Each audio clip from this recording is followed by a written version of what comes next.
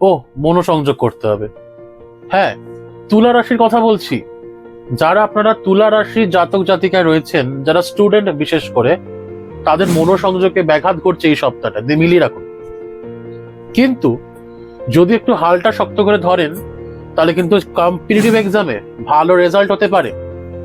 সম্পর্কের দিক থেকে নতুন সম্পর্ক শুরু হতে পারে এবং বিবাহের জন্য কিন্তু এই সপ্তাহটা খুব সুন্দর। হেলথের দিক থেকে অ্যাসিডিটির সমস্যা, মানসিক সমস্যা, বিশেষত স্টমাকের প্রবলেম কিন্তু দেখা যাবে এই সপ্তাহ জুড়ে। তাই সাবধানে থাকবেন, ভালোভাবে খাবার খাবেন। কেমন লাগলো ভিডিওটা? নিশ্চয়ই দুর্দান্ত লেগেছে। যারা দুর্দান্ত কমেন্ট দিয়ে আমাদের জানিয়ে দিন, আমাদের মনটাকে তুষ্ট করুন। একটা লাইক, শেয়ার করছেন, আর যারা নতুন দেখছেন তারা একটা সাবস্ক্রাইব করে দেবেন। আর যারা পুরনো রয়েছেন তারা শেয়ার করুন, কারণ নিজে সাবস্ক্রাইব করেছেন, আর বাকিদের দিয়ে সাবস্ক্রাইবটা করান।